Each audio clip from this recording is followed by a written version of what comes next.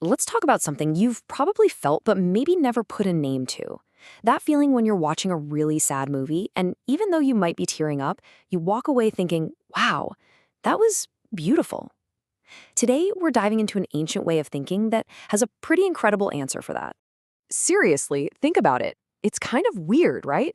Why do we actively seek out art that portrays tragedy or sorrow or even intense anger? We will literally pay money to see stories that make us cry, and then we tell our friends how amazing the experience was. So how on earth does that work? Well, it turns out that thinkers in ancient India were obsessed with this very question thousands of years ago. And they came up with a powerful, elegant explanation that's all wrapped up in a single, beautiful word: rasa. So what exactly is rasa? Okay, this is the key. It's not the raw, messy emotion you feel in your own life. It's more like the flavor or the aesthetic essence of that emotion. When you're watching a tragic character on screen, you're not actually feeling your own personal grief. What you're doing is savoring the universal idea of grief, which has been transformed by the artist into this shared, almost spiritual experience. It's emotion that's been distilled, purified, and made beautiful. Now, this might sound a little mystical, but what's amazing is that an ancient sage named Bharata Muni actually broke it all down. He created what you could almost call an emotional formula, a recipe for creating this state of aesthetic bliss. So how does an artist actually cook up some rasa? Well, according to Bharata Muni's equation, it goes like this. First, you need the vibhava. That's the cause, right? The characters, the setting, the whole situation. Then you need the anubhava, the physical reactions, like tears streaming down a face or the way a hand clenches into a fist. And finally, you sprinkle in the vyabhidharipava. These are all the other little fleeting feelings that color the main emotion. You combine all of those perfectly, and boom, rasa is born. And hey, this isn't some modern take on it. This is the original formula, laid out right in Bharata Muni's masterpiece, the Nāṭyaśāstra. It's literally a blueprint for emotional alchemy that's been at the heart of Indian art for thousands of years. But art is never just about one feeling, is it? The Rasa theory gives us a full palette of aesthetic experiences. It's a whole system for understanding pretty much the entire range of our emotional responses to art. And here they are, the 9 primary rasas, known as the Nava Rasa. Just look at the range we're talking about here. It covers everything from love and laughter all the way to fury, disgust, and fear. Each one of these is its own unique aesthetic flavor that an artist can create and that we, the audience, can savor. Now, the most famous, the most celebrated of them all is Shingara, the rasa of love. But this is so much more than just romance. It's the aesthetic experience of pure harmony, affection, and beauty. And it can be felt both in the joy of union and in the bittersweet ache of longing for someone. It's no wonder they call it the king of rasas. And this is where the system gets really mind-blowing. Let's flip to the other end of the spectrum. You've got Raudra, the rasa of fury. This is how raw, destructive anger gets transformed into an aesthetic experience of righteous power and incredible energy. Think about a hero's epic rage against injustice on the battlefield. It's thrilling, isn't it? It's not just ugly, it's powerful. Okay, so we know what these aesthetic emotions are. But how does a poet or a filmmaker actually bring them to life without just, clumsily saying, this character is sad? Well, that brings us to an even more subtle and profound idea.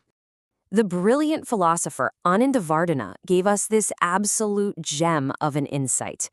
He said that the soul of poetry, the very essence of it, is Dhvani, which means suggestion. The real magic of art isn't in what's explicitly stated, it's in what's left unsaid, in the echo it creates in our minds. So how does this whole suggestion thing work? Well, the highest level is something called Rasa Dhvani, where the entire emotional mood is suggested through imagery, not words. Let's take that example. A character says, "The lamp flickers in the breeze." Now, they're not saying, "I'm feeling anxious and excited for my love to arrive." They don't have to. That one little image, the flickering lamp, does all the heavy lifting. It suggests anticipation, a little bit of vulnerability, maybe some intimacy. It's so much more powerful. Of course, for all this suggestion to land properly, you need a kind of quality control. And that's where this principle called Auchitya, or propriety, comes in. It's basically the idea that everything in the artwork has to fit. Every word, every image, every sound has to be harmonious and appropriate for the character, the situation, and the specific rasa you're trying to create. It's this harmony that really lets the magic happen. You know, these incredible ideas didn't just appear out of thin air. They grew and evolved over thousands of years. It started way back in the Vedic era with a focus on the power of sacred sound. Then you see the seeds of rasa in the great epic stories. Then, of course, Bharata Muni comes along and codifies it all. And later, brilliant minds like Abhinavagupta took these ideas and elevated them into a deeply spiritual philosophy. It's this amazing journey from ritual to storytelling to a profound look at consciousness itself. And that brings us to a really crucial distinction, one that helps tie everything together. What's the real difference between the craft of making art and the actual experience of it? So you can think of it like two sides of the same coin. On one side, you've got Indian Poetics. That's the craft, the how-to. It asks, how do we make art beautifully? This is the artist's toolbox, the Rasa formula, the power of suggestion. Then, on the other side, you have Indian Aesthetics. That's the philosophy, the why. It asks the deeper question, why does this art feel so beautiful to us? And the ultimate answer to that big why question is this incredible concept, Ānanda. All of these techniques, all of this deep philosophy, it's all pointing towards one single goal: to lift us, the audience, out of our small, personal, everyday feelings and into a state of pure, universal spiritual bliss.